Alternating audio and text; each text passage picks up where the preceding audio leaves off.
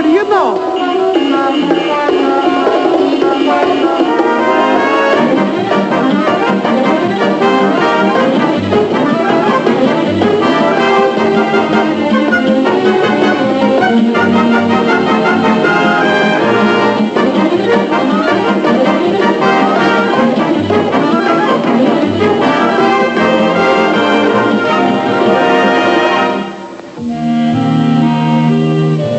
With increasing frequency, new sections of freeway are being opened around the world, and the motorist has come to depend upon them more each year.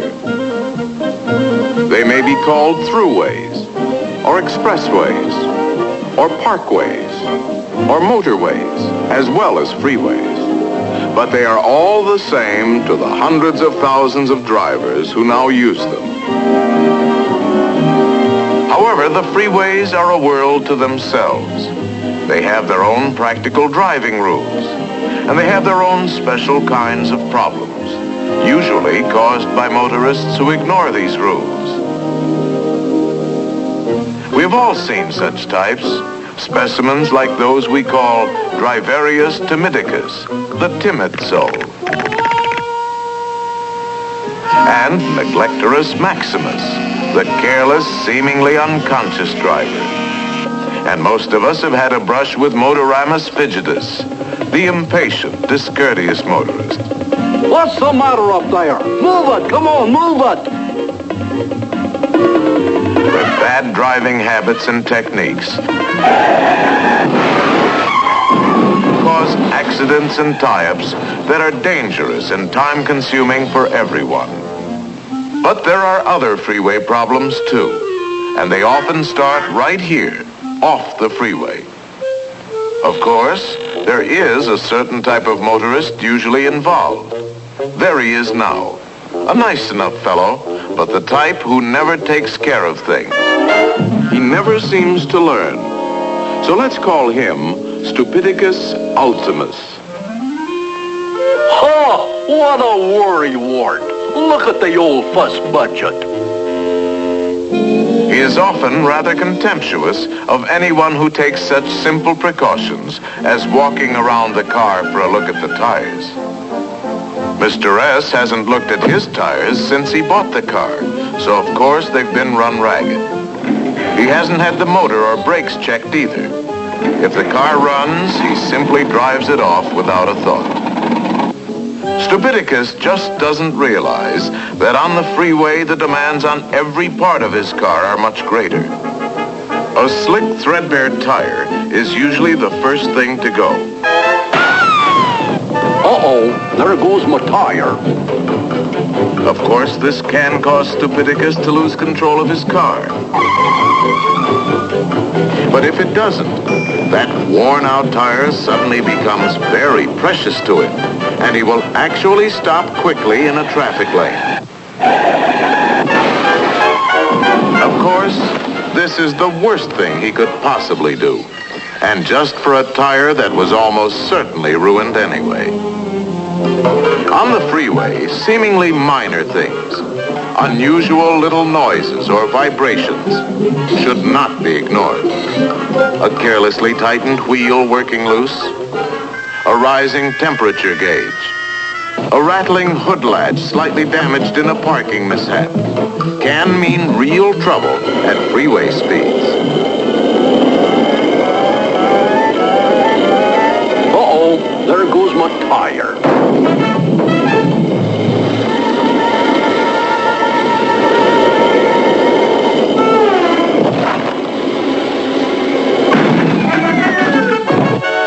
Stupidicus is the only one to blame for this predicament, but he has other ways of causing himself trouble too. For example, the way he puts things in his car. See how carelessly he piles them in the back seat, never thinking that in a sudden stop, Oh, ouch! Oh, ouch! every one can become a dangerous projectile, threatening his life and limbs. But even worse is the way he loads a trailer. He usually piles too much on and then ties it down very carelessly. Naturally, at freeway speeds, part of the load is soon distributed along the way. This adds to other carelessly scattered litter, all of which costs millions of dollars a year to clean up. But there are often more immediate and far more serious results.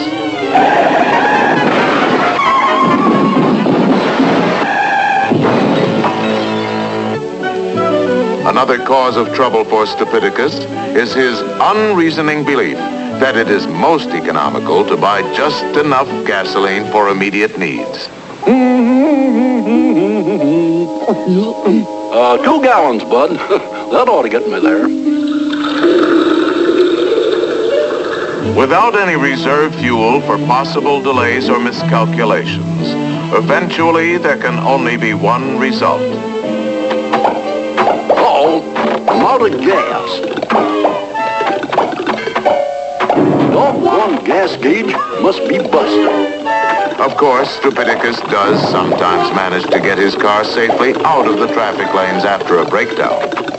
But even then, he often lives up to his name by getting out on the wrong side.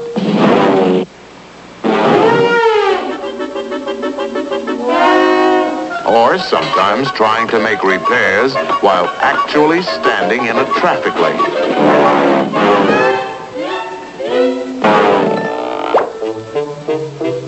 Sometimes he will even bet his life in a foot race from the center divider to the side.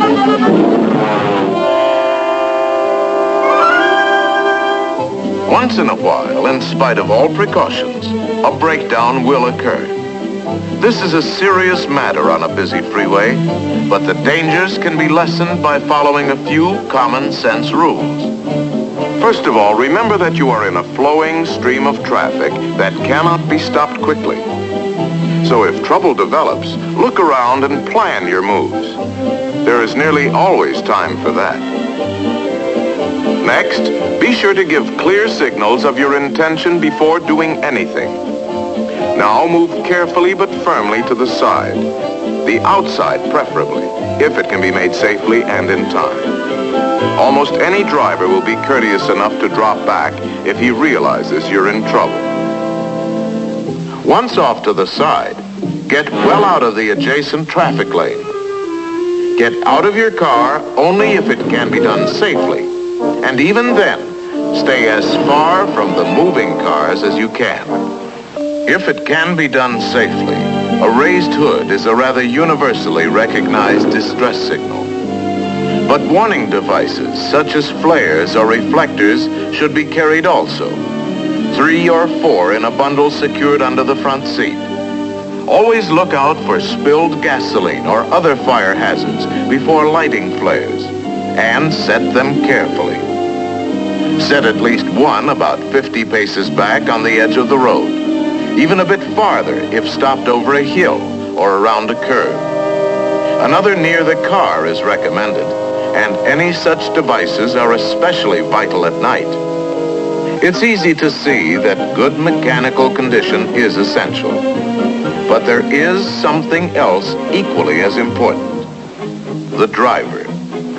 Aside from his car, the condition of the driver, mentally and physically, is vital too. For example, he will put in a hard day's work at the office, getting ready to leave on a vacation. Maybe even attend a little farewell party. Happy vacation. Well, have a good time. Oh, goodbye. See you in 2 weeks. And start out at the end of the day, planning to drive 300 or 400 miles without a stop. Inevitably, fatigue sets in, but Stupidicus keeps going because he doesn't realize the danger. Let us pause and see what he's up against if he has to stop suddenly. Remember that for a driver to see something, decide what to do, and then take action, usually takes from 3/4 to a full second. Brakes are applied only after that time. When fatigued, a driver may take 2 or 3 times as long before using his brakes. Of course, alcohol can make this problem even worse. But in addition, an intoxicated driver, confronted by an emergency, will often use very poor judgment and take unnecessary chances.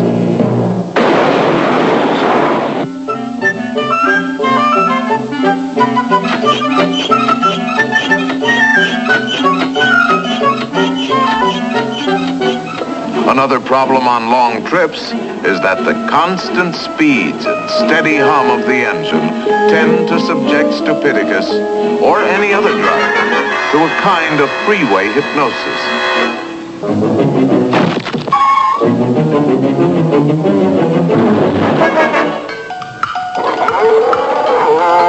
This is a serious hazard, but it can be overcome by occasional stops off the road for a moment's rest and refreshment.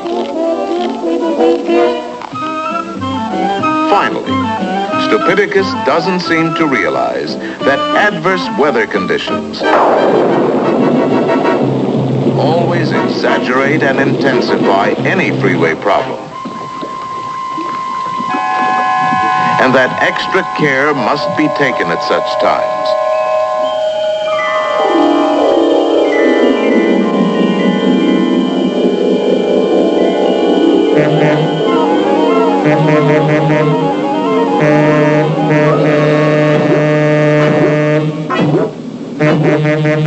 He must learn that planning ahead is essential to safe, efficient freeway driving.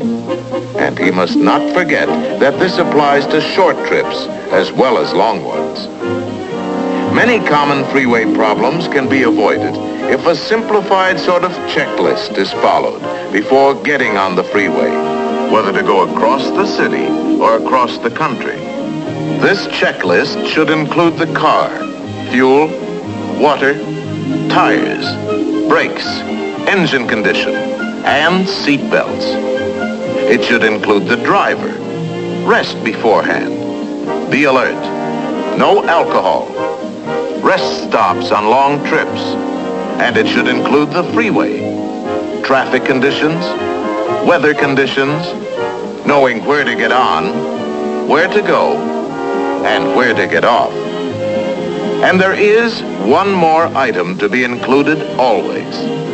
One for which there is no substitute. Plain common sense. Yeah, just plain common sense.